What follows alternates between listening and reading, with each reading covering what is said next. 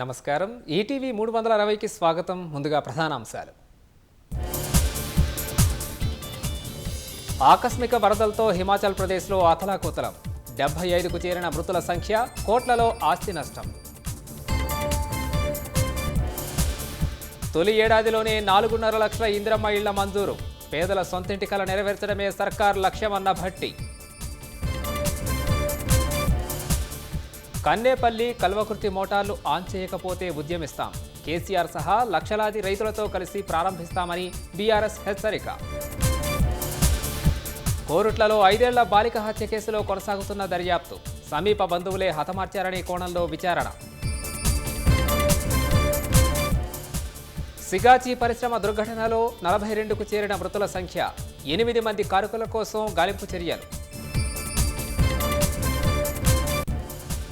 గాజాలో కాల్పుల విరమణకు అమెరికా ప్రయత్నాలు. ఖతార్లో Hamas, Israel మధ్య చర్చలు.